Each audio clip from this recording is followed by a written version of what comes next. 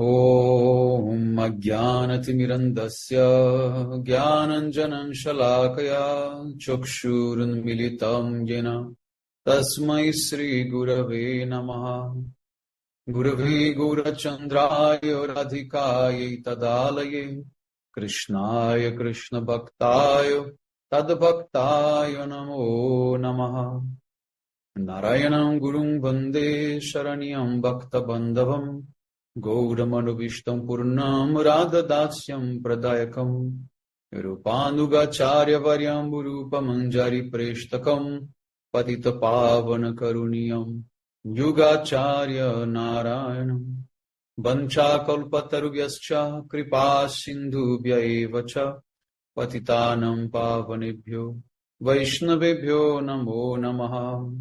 Namo Mahavadanyaya Krishna Prema Pradayate Krishnaya Krishna Chaitanya Namne Gaura Twise Namaha.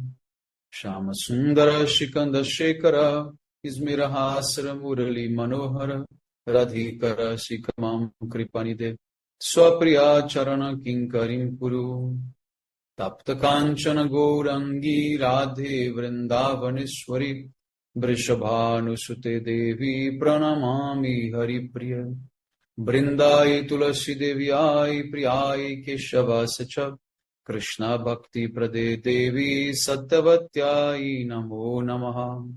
Shri Krishna Chaitanya Prabhu Nityananda Shri Advaita Gadadhar Shri Vasadi Gaura Bhakta Vrinda.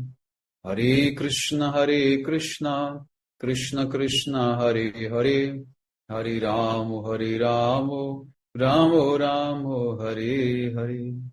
So first of all I begin offering my most humble obeisances to the dust of the lotus feet of Paramaradatam Shri Guru Pada Padma Nitrila Pravishta Om Vishnu Pada Paramahamsa Paribrajagacharya Ashtotara Sata Srimad Shila Bhakti Vedanta Narayana Goswami Maharaj Shila Gurudev. And to my most worshipable Shiksha and Sannyasa Guru Nitrila Pravishta Om Vishnu Pada Ashtotara Sata Srimad Shila Bhakti Vigyan Bharati Goswami Maharaj, and to all Shri Rupanu Gauriya Guru Varga, to all Tridandi Sannyasas, Brahmacharis, Vaishnavas, Vaishnavis, and to all the assembled devotees here today, my most respectful obeisances. So by the causeless mercy of Srila Gurudeva and all Mahabhagavatas Acharyas, we are able to assemble here one more time. Text 18. Shri Radha's meeting with Krishna in Nava Vrindavana Dwaraka and an expression of a desire for Brajabhav is described in Lalit Madhava, Act 10. Shri Radha said, O Shri Krishna, for a long time, persons with fixed intelligence have sustained their lives with the hope that you will one day return. You reside in Madhupuri, which is filled with profound sweetness. O Master of Gokula, the adolescent Sakhas are patiently gazing at your return path. Therefore, you must give us your darshan without fail. So Gurudev did not make any comment for this shloka. So now text 19. Suffering pangs of separation from Shri Krishna, Radha desires to bring him back to Vrindavan, which is filled with sweet memories. Lalit Madhav, Act 10, text 261 states, Shri Radha said, near the highly praised Mathura is that land of Vrindavan, profuse with forests that emit the sublime fragrance of the mellows of your pastimes, and which splendidly shines with sweetness and beauty. With a smiling face and playing the flute, please enjoy transcendental pastimes in that Vrindavan with those whose hearts are infatuated with capricious Gopi Bhav. Now the commentary of Srila Gurudeva Bhajana Rahasya. In his Lalit Madhav, Srila Rupa Goswami gives the following narration.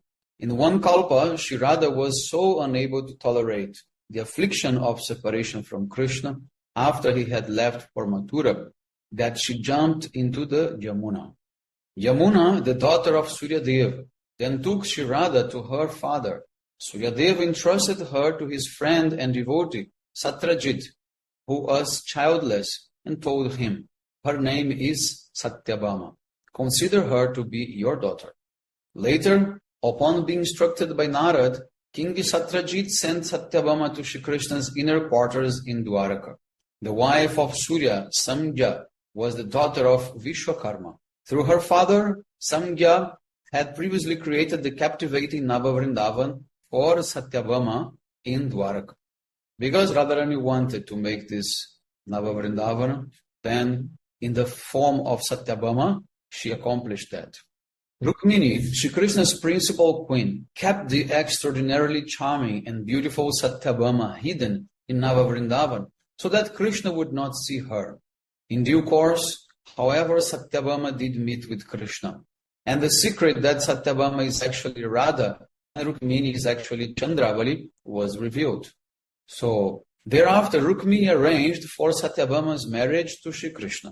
At the time of the wedding, Jashodarani, Purnamasi, Mukhara, and other Vrajabasis were present in Dwaraka. One day, in this Navavrindavana, Krishna said to Radha, "O dearest, what more can I do to make you happy?" And Shri Radha replied, "Praneshwar, all the Sakhis of Braj, my cousin sister Chandravali, Mother Brajeshwari, and everyone else came here, and I met with them. Nonetheless, my earnest request to you is to please leave this abode of opulence, Dwaraka, and in your form as a fresh, youthful, expert dancer, wearing the attire of a cowherd boy, enjoy with me in the kunjas of Brajadham, the renowned land of eternal pastimes."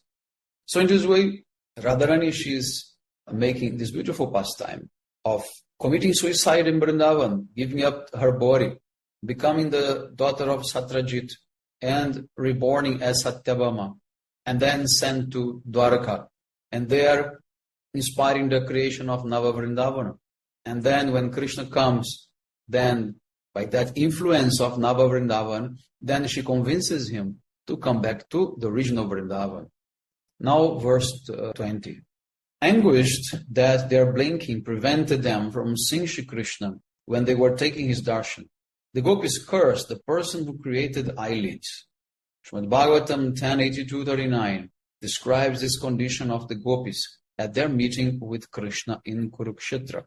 Srila Shukadeva Goswami, who was experiencing the mood of the gopis when they saw Shri Krishna at Kurukshetra, said, "The Brajasundaris who cursed the Creator for making eyelids that obstruct their darshan of Shri Krishna now saw Shri Krishna again after a very long time. They took him from the path of their eyes into their hearts and tightly embraced him there. They attained that rare absorption that cannot be attained either by gopis or by Rukmini and the other queens of Dwaraka who are always with him." So in this way we can see that the love of gopis are so intense that even the fraction of a second of the eye blinking gives them separation from Krishna. So now the commentary of Srila Gurudeva Bhajana Rahasya Vritti. At the time of the solar eclipse, all the Brajabasis arrived at Kurukshetra, eager to see and meet with Shri Krishna. When the Brajaramani saw Krishna after being separated from him for so long, they became radiant with bliss, and their hearts and eyes did not move. Those Brajagopis had been unable to tolerate even a moment's separation caused by the blinking of their eyes, and had thus cursed the creator of eyelids. Who can describe their ecstasy when they again saw Shri Krishna after burning in a raging fire ignited by his absence? The Shrutis say it is impossible to describe in words the happiness derived from merging into the impersonal effulgence of the Lord, Brahmananda. No one is able to determine the extent of it. This Brahmananda, however, is like a firefly before Rasananda, the bliss attained by the gopis possessing Mahabhav in their prema-filled service to Krishna. The gopis' bodies are composed of intense loving attachment, anurag, which is caused by the great depth of their relationship with Krishna. Anurag is a function of the Ladini Shakti when it is endowed with samvit. This state is called swasamvidya, which means that it can only be known by the person who experiences it. According to the intensity of anurag, prema is determined as perfect, purna, more perfect, purnatara, and most perfect, purnatama. Compared to the purnatama anurag of the gopis, the bliss of the service performed by Lakshmi who revels on the chest of Narayana, and also the skill of the queens of Dwaraka in the art of various loving affairs, are bland and insipid. Although they exhibit various extraordinary moods, enchantingly beautiful smiles, etc., they cannot bring Krishna's heart under their control. The Brajagopis, however, who are colored with dense anurag, as well as with prema, imbued with madhya bhav, means a feeling that Krishna belongs to me, control Shri Krishna's heart through their crooked, sidelong glances. Srila Shukadeva Goswami's reference to the gopis' extraordinary prema in this text is a sharp cue meant for the jnanis who meditate on Brahma. In effect, he is saying, O jnanis performing arduous sadhana, fie on you. If you want to make your life successful, then surrender at the lotus feet of these prema-filled gopis. Having witnessed the sweetness of the Brajagopis' prema, Uddhava becomes eagerly desirous to attain it. Enchanted by this prema madhurya, the queens of Dwarka, who always accompany Krishna, pray to attain the fragrance of Shri Krishna's lotus feet, which is colored with kumkum from the gopis' breasts. So the kumkum represents the color of anuraga. Therefore, the gopis, they put their kumkum on their breasts and then put Krishna's feet on top. One unprecedented experience of ecstasy in separation is called Divyanmad. This ocean of prema steers enormous waves that inundate every universe. Its current bewilders the heavenly themselves, who are lustrous like lotus flowers. It steers the hearts of earthly beings, invades Satyaloka, and even rebukes the beauty of the realm of Vaikuntha. Uddhav, Narad, and others are astonished to see the prem born of the gopis Mahabhav. It even stuns the heart of Rukmini and Satyabhama. Despite performing many arduous practices, the yogis cannot even establish the effulgence of the nails of Shri Krishna's lotus feet in their hearts.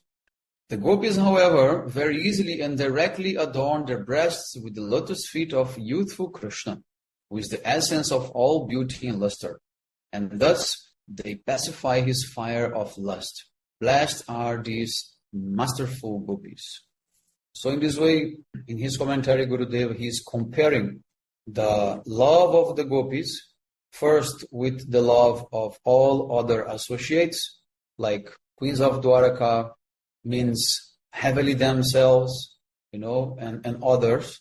And then he explains the effect of that love, that is called Rasananda, that cannot be compared to the Brahmananda that the yogis and the jnanis they achieve. Text 21. The gopis' intense longing to receive Shri Krishna in their own home, Vrindavan, is described in Srimad Bhagavatam 10:82-48. At the meeting in Kurukshetra, Sri Radhika and the prominent gopis said, O you whose navel is like a lotus, Kamalanabha, great yogis who possess profound intelligence, meditate upon your lotus feet in their hearts. Your lotus feet are the only means of escape for those who have fallen into the well of material existence. O Lord, please give us the benediction that, even when we perform household work, your lotus feet shall always reside in our hearts, and we shall never forget them, even for a moment. So now the commentary of Srila Gurudeva Bhajana Rahasya. At the time of their meeting in Kurukshetra, Shri Krishna tried to console the Brajagopis, who had been distraught in separation from him, by instructing them on Brahmagyana and Yoga. He said, I am all-pervading. I am never separated from you all. Endeavor to see me in your hearts through devout deep meditation. Hearing their Priyatama's instructions on Brahmagyana and Yoga, the gopis became somewhat angry and said, O shining sun of the authorities on scriptural truth, give these instructions on Jnana Yoga somewhere else. We are very simple and ignorant gopis, cannot understand them. It is condemnable to give an instruction that is suitable to the listener. When we hear these instructions, our hearts begin to burn. Prananata, it is true that the hearts of others are the same as their minds, but our hearts are the same as Vrindavan. So if you go to Vrindavan, we shall consider that you have entered our hearts. So this is one of the most important verses to explain the way the gopis, they relate to Krishna. And how Krishna, he becomes very much provocative by denying the gopis what they want. Why? Krishna is not giving the gopis what they want so easily, because he knows that he has to create obstacles to make their love stronger. So after hundreds of years of separation, gopis came to see Krishna, and they expect that Krishna will be kind with them. But no, Krishna is very much informal and cold. And he's telling to the gopis, why are you suffering because of my absence in Vrindavan? I am like Paramatma, I am in your heart. So you should just meditate that I am there. But then the gopis, they reply by saying, our hearts is Vrindavan. Our hearts is not like our mind, as for the common people. So the only way you can enter our heart is if you go to Vrindavan, otherwise not. Then Gurudeva continues by saying, only this will be your complete mercy, nothing else. Braja is not only our heart, it is also our home. Unless we meet you there, our life heirs will certainly leave our bodies. At first, you sent Uddhav to instruct us on yoga and jnana. And today you are personally giving us the same instruction. You are Rasik and supremely compassionate. And you also understand the feelings in our hearts. So why do you speak like this? You know we want to remove our affection for you and place it in household affairs. But even after 100,000 such attempts, we have been unable to do so. Now you are instructing us to meditate upon you. Can you not even slightly consider the persons you are instructing? We gopis are not great yogis, and we can never be satisfied by meditating on your lotus feet.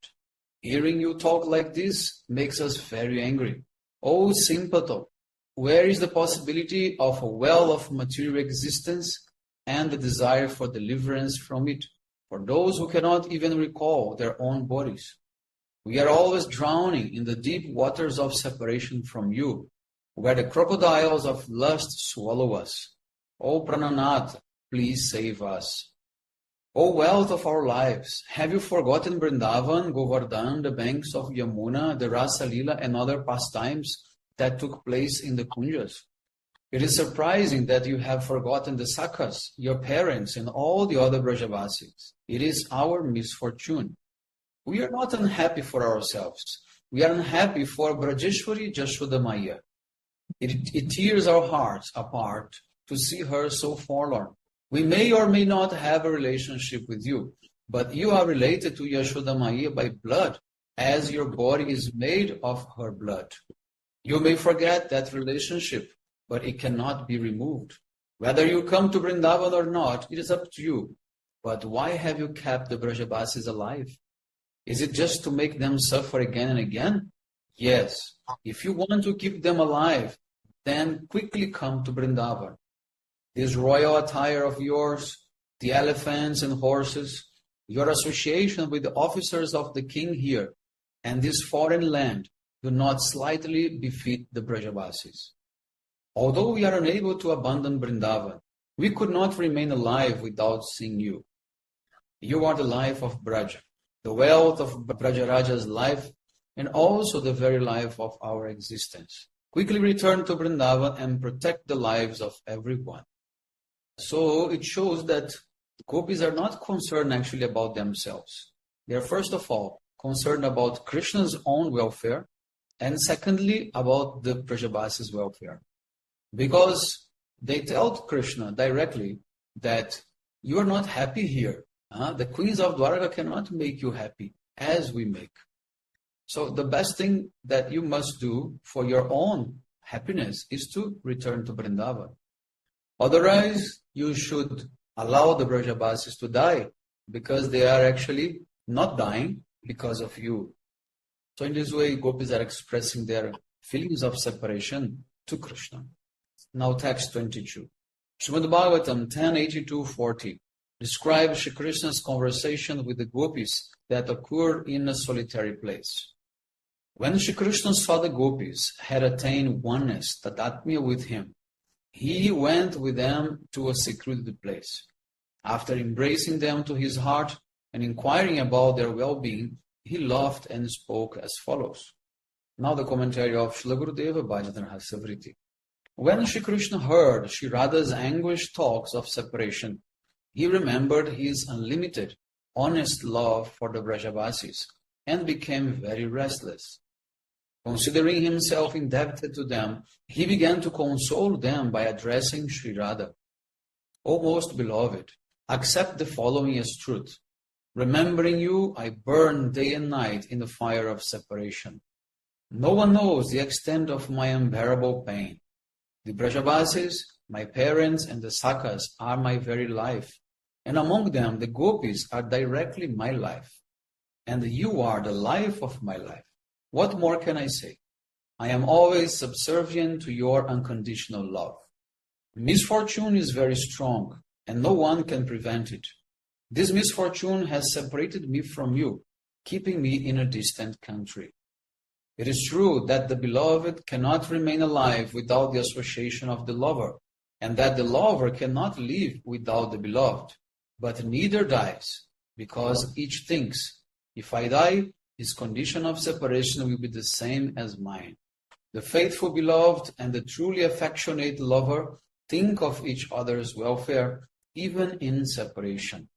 They never think of their own sorrows and sufferings, but always want their beloved to be happy. Such lovers meet each other again very quickly. So Krishna continued, you do not know that daily I worship Bhagavan Sri Narayana to protect your life.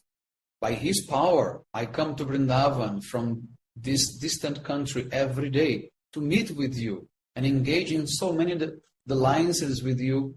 But you think these are only visions. Beloved Radha, it is my good fortune that your love for me is unlimited and incomparable. This prema will quickly pull me back to you in Vrindavan. In just a few days, after killing the remaining enemies of the Yadavas, I will return to Vrindavan. Consider that I have already come. So, what was the condition of Krishna in Dwaraka? It's just like someone who is in a place where he does not want to be. And to forget about the place where he wants to be, he just erases from his memory the happiness he felt in that place he would like to be. It is like a mechanism of self-defense. Okay, the mind will completely remove those memories because you cannot live there anymore. So why remember that? That will make you suffer even more. So Krishna, he became like a little bit, insensitive to the feeling of separation from Vrindavan. Otherwise, he could not tolerate that suffering. But when Radharani begins to pull back those memories from Vrindavan, then Krishna realized, oh, that is what I was actually missing. And then he says, okay, forget about this yoga, this Brahma Jnana. Okay, very soon I will come back. Don't worry.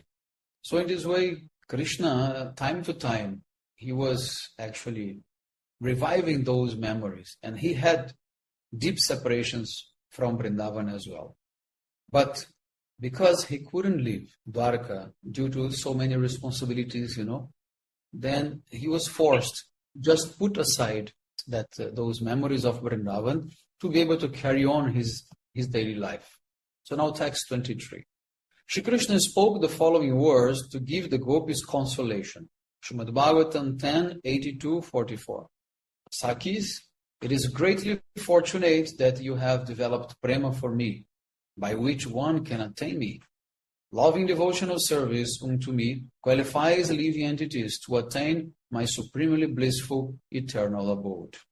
Oh, I just forgot to say something important about the previous verse, is that Krishna mentions that he every day returns to Braj and meet with Radha and the gopis. This is written also in Bhagavatam and Charitamrita as well. So for Krishna, that separation was not so intense because every day he was seeing them. But because they thought that was not real, they never felt that Krishna actually came. So for them, the separation never diminished. This is also one important point to show that Krishna was somehow feeling less separation than the gopis. Okay, so now the commentary of Srila Gurudeva Bhajana Rahasya Vritti. After long separation, the gopis met with Shri Krishna at Kurukshetra. There, in a solitary place, Shri Krishna consoled the beautiful lotus-eyed women of Braja by embracing and kissing them, weeping the tears from their eyes, and inquiring about their health and well-being. He said, "O Sakhis, in this long separation you have remembered me. You are convinced that I am ungrateful, but you do not consider me cruel, do you? Without doubt, Bhagavan is the cause of the living entities meeting and separating. Just as blades of grass, cotton fluff, and granules of dust meet and again separate due to the wind. Similarly, everyone meets and parts according to the desire of Ishvara, the Supreme Controller.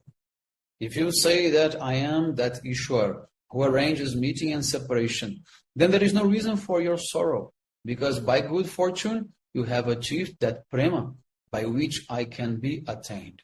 Devotion performed unto me is capable of giving living entities the eternal supreme abode, but your loving affection for me makes me unable to remain far away from you. Rather, it pulls me to you." In his Krama Sandarbha commentary, Srila Jiva Goswami says, "Through the practice of sadhana bhakti, the living entity can attain the abode of the Supreme Lord, according to his desire and constitutional nature. Being pleased with such devotees, Shri Krishna accepts their service. The Sneha, Rag, Anurag, and Mahabhav of the Brajadevis assume the highest excellence, and therefore Shri Krishna is controlled by the gopis. Pure devotional service, affection, etc., which are endowed with possessiveness, attract Shri Krishna. One should understand that affection for the Supreme Lord is the topmost way to attract him." Shri Krishna again speaks, "The sky and the other four primary elements are in all material objects in their beginning, middle, and end stages. Similarly, I exist in the beginning and end of all objects, and inside and outside of them also. I am not therefore separated from you in any way. You are suffering from a false pain of separation due to a simple lack of discrimination.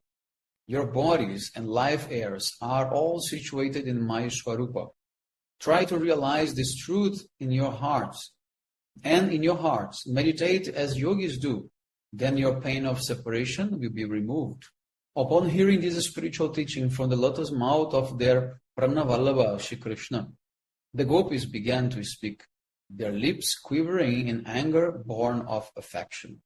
"O Nalina Nabha, one with an extremely beautiful lotus-like navel, you want to appease our hearts by instructing us in knowledge of Bhagavad Tattva, but this knowledge does not enter our ears. We are already engaged in relishing the nectar of your beauty through our eyes. Where is the time to hear these truths?" So clearly here we see the difference between gopis are very much emotional and Krishna is very much rational. The gopis are almost saying to Krishna, "Okay, stop telling all these things. We are here in front of you. This is enough.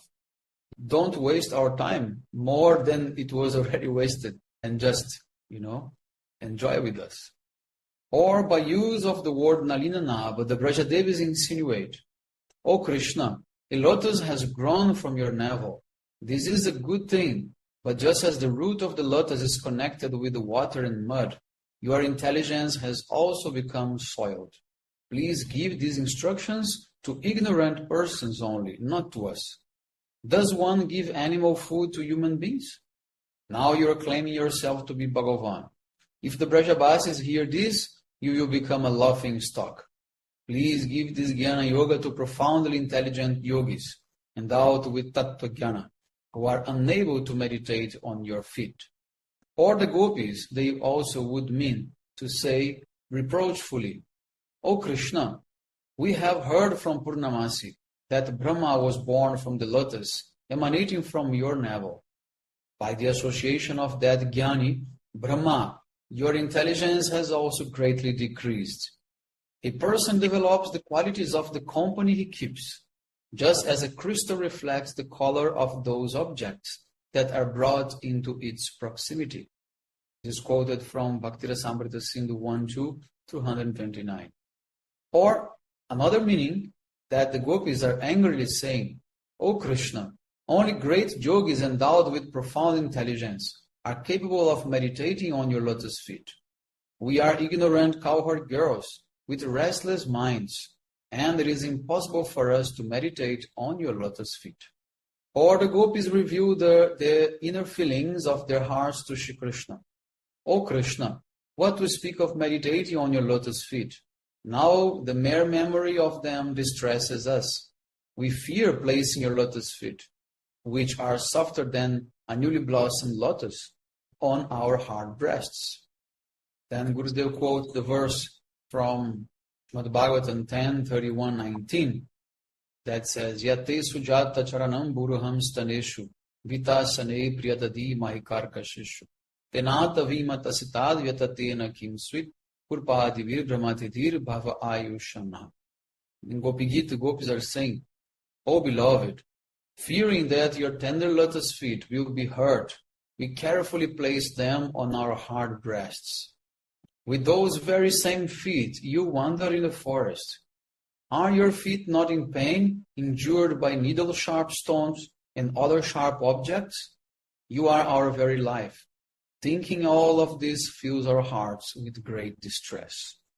Otherwise, the gopis may say, O Krishna, the 19 signs of your lotus feet have appeared on the screen of our hearts, evoking memories of our previous pastimes in the kunjas.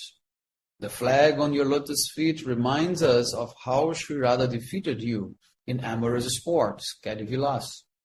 You said that you would take her victory flag on your shoulder and wander here and there.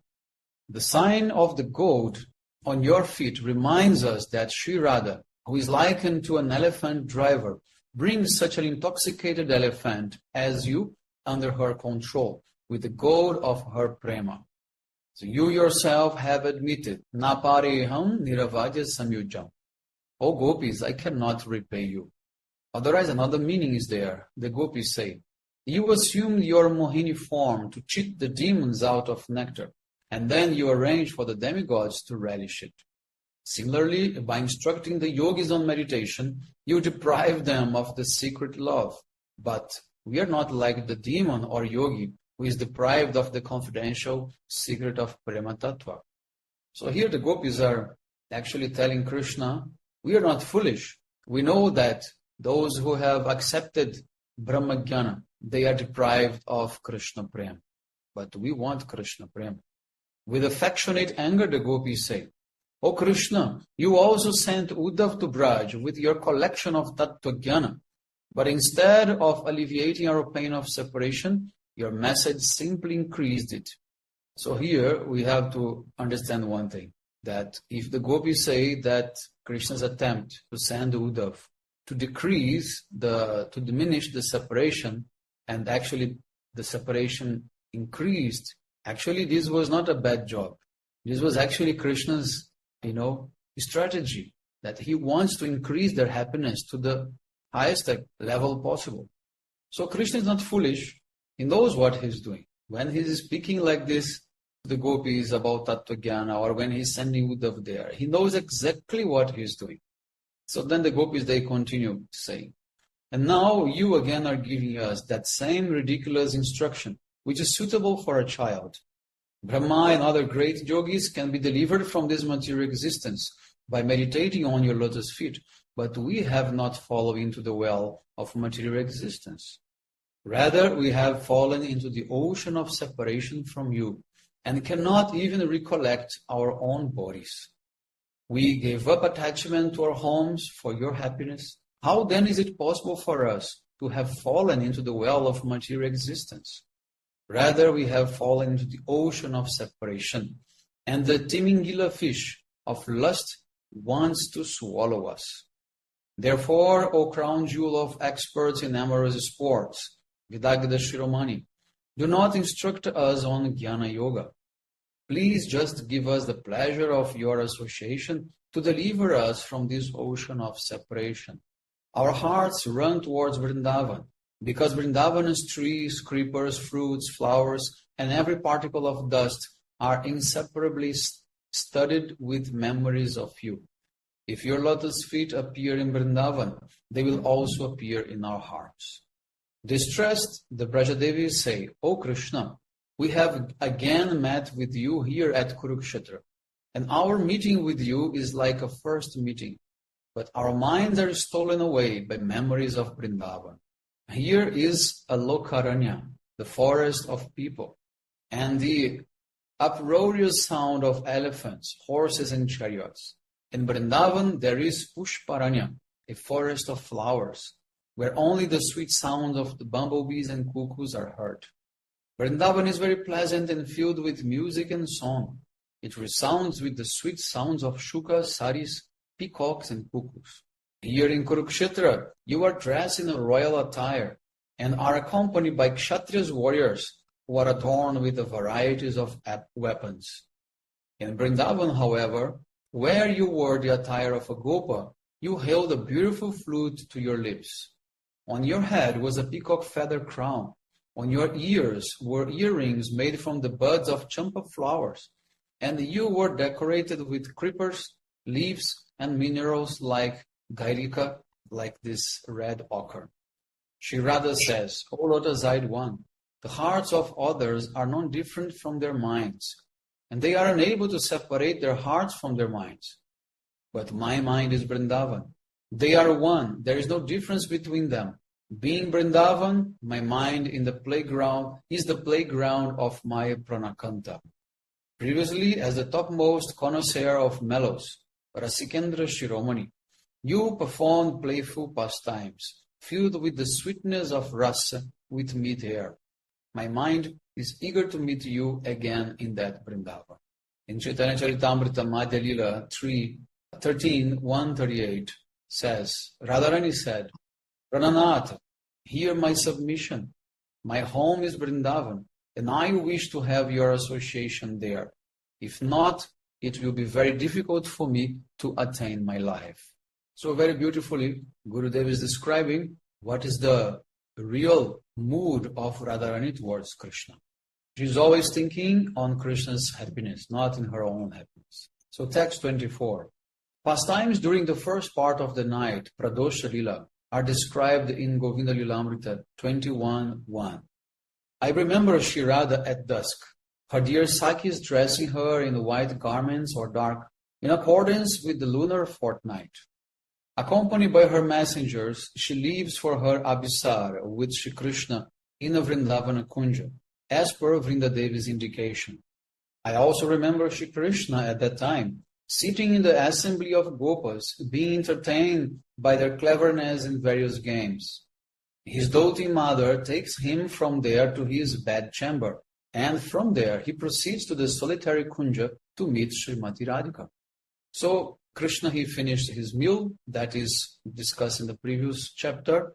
Now, after taking his supper in the evening, he is going to the assembly of the Brajavasis, and he is going to hear, different stories from Snigdhakanta and Madhukanta.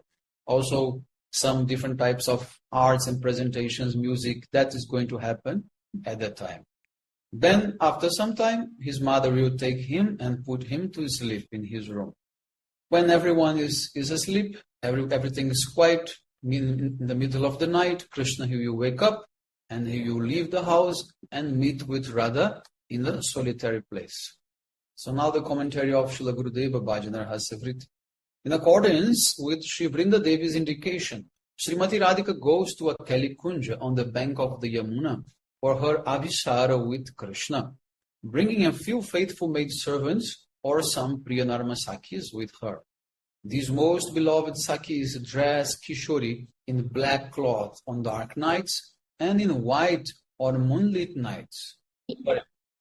And then they very carefully and blissfully take her for Abhishara. At that time, Shri Krishna is watching a charming performance of music singing, magical tricks, drama, and other arts in the assembly of the cowherds. Later, he hears Yashoda Maya sing him a lullaby and he faints. To get Kishori's association, he slips away from the royal palace and proceeds alone to the Kunja, where they will meet. The qualified sadhaka, while performing Harinam Kirtan, you lovingly remember these pastimes of the seventh yama. Okay, so this is the end of the chapter 7. Panchakalpatarvyasya kripa sindhubhyevacha patitanam pavanebhyo vaishnavibhyo namo.